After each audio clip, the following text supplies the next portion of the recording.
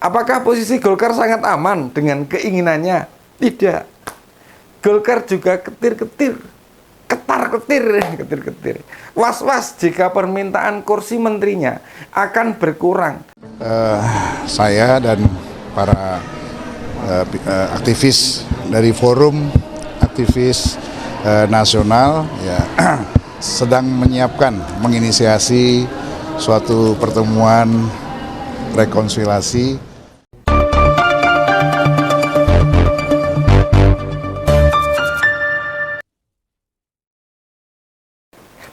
Politikus Gerindra Habibur Rahman mengkritik keras usulan Ketua MPR Pak Bambang Susatyo atau Bamsud soal upaya rekonsiliasi nasional pasca Pilpres 2024. Habibur Rahman meminta Bamsud untuk tidak menjadikan proses rekonsiliasi sebagai dagangan politik.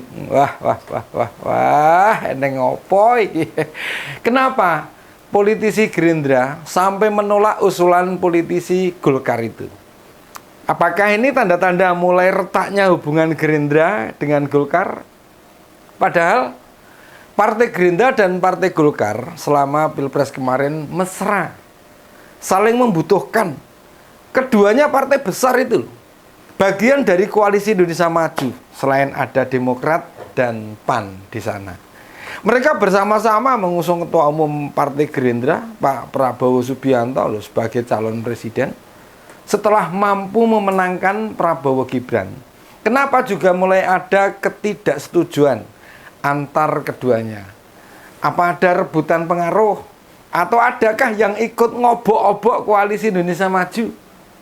Lagi rebutan jatah menteri atau ada masalah lain?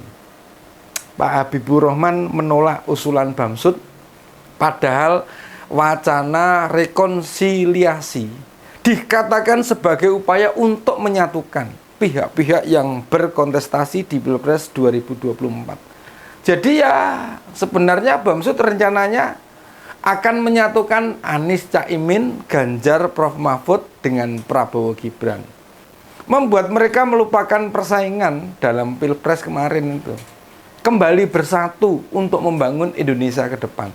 Tapi tidakkah kita semua ingat, habis putusan MK soal sengketa Pilpres maupun penetapan KPU tentang pemenang Pilpres, perasaan sudah nggak ada tuh yang ribut, adem saja kok. Jadi ini membingungkan, lawannya pada diem, kenapa yang menang malah sikut-sikutan sendiri? Bagi kita, politisi itu akan memanfaatkan ruang kosong, ruang yang belum diisi, guna memperbesar pengaruh. Pak Bamsud memang tidak bawa-bawa MPR, melainkan memakai nama Forum Aktivis Nasional. Mereka mendorong ada kedamaian. Lah, emangnya yang nggak damai siapa, Pak? Yang nggak damai itu siapa? Rakyat itu wes nggak mempertanyakan hasil Pilpres loh, Pak. Pilih ngadepin hidup yang makin sulit. Lawang harga kebutuhan pokok aja makin naik kok. Nyari kerjaan susah, roda ekonomi agak seret. Belum ditambah sulitnya nguliahin anak, Pak. Ngapain ikut-ikutan rekonsiliasi? Buat apa?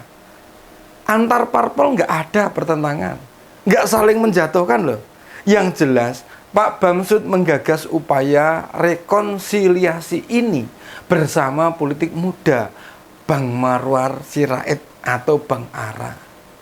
Nah, diajaknya Bang Ara ini ya kemungkinan karena sebelumnya dia politisi PDIP yang bergabung ikut dukung Pak Prabowo. Ara diharapkan akan mendekati Ganjar Pranowo karena lama bersama-sama di PDIP, sehingga bisa mewujudkan rekonsiliasi. Kira-kira begitu nih, kira-kira. Ini yo aneh. Pak Ganjar sudah nggak bicara proses Pilpres, nggak menyebut putusan MK, tidak bicara cawe-cawe presiden. Kok masih disenggol? Apa mereka ragu? Berapa besar peluang rekonsiliasi akan terwujud? Dan apa yang akan dihasilkan dari rekonsiliasi? Kenapa pula Habibur Rahman seperti tidak setuju? Bahkan terang-terangan loh menolak rencana ini untuk mencari panggung demi kepentingan pribadi Wakil Ketua Golkar ini. Kata Bang Habibur Rahman, Bamsud tidak memiliki kapasitas yang sesuai untuk menginisiasi upaya rekonsiliasi. Walaupun jadi petinggi Golkar dan juga institusi MPR, namun kedua jabatan itu dianggap tak memberi Bamsud wewenang untuk menggulirkan rekonsiliasi. Lah nek nggak ada masalah, opo ya harus diselesaikan? Bener nggak? Artinya niat Pak Bamsud ini berkaitan dengan hal lain. Apa dia pengen jadi menteri ya? Makanya mesti punya inovasi. Tanya saja tuh para politisi. Jika disuruh memilih jadi menteri atau wakil rakyat, ya pilih jadi menteri lah. Itu pasti.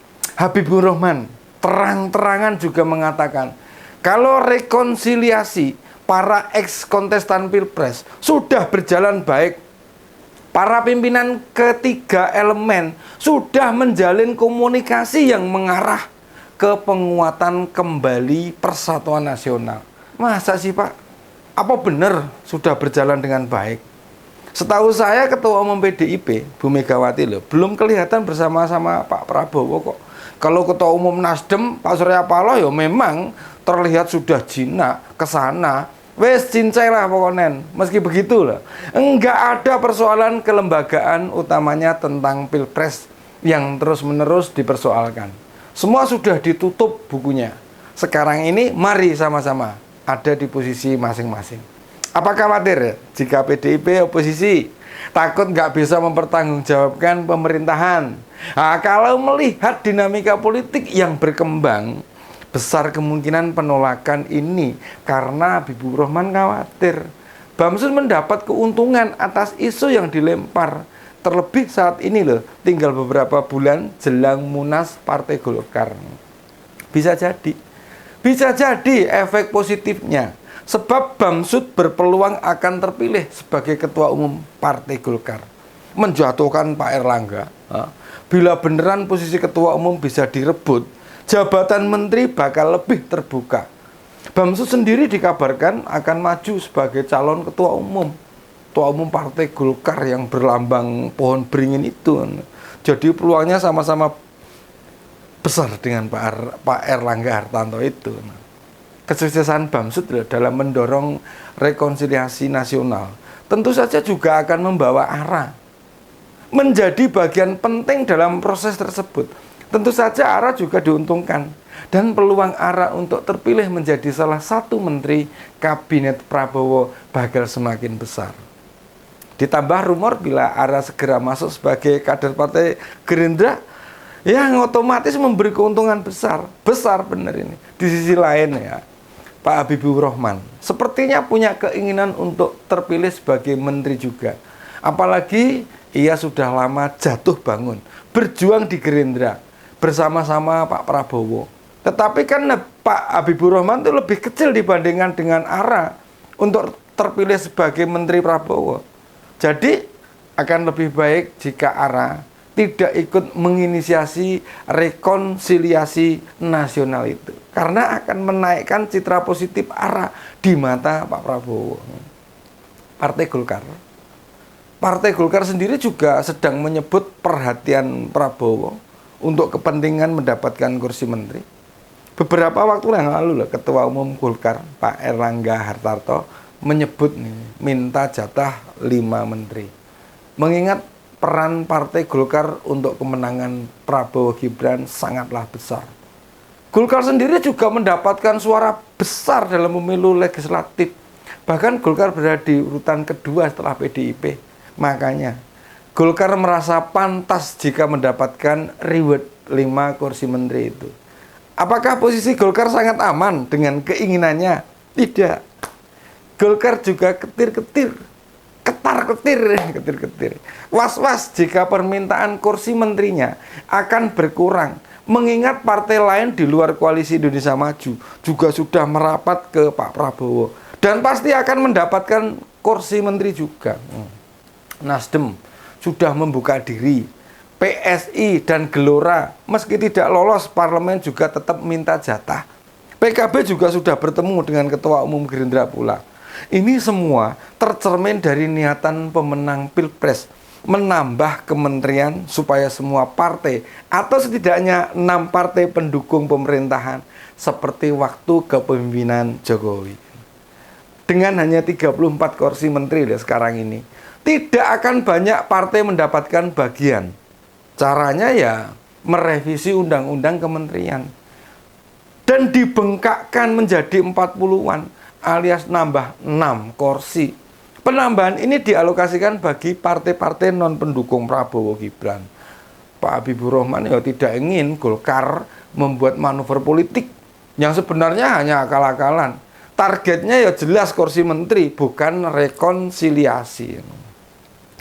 Jelang peresmian Pak Prabowo sebagai presiden, pasti akan ada manuver-manuver politik yang dilakukan parpol pendukung Prabowo. Prediksi saya, prediksinya Om Ben ini, jika nantinya parpol tidak puas dengan pembagian kursi menteri, pasti akan muncul manuver lainnya. Demikian opini Om Ben kali ini. Salam seger waras, sampai jumpa lagi.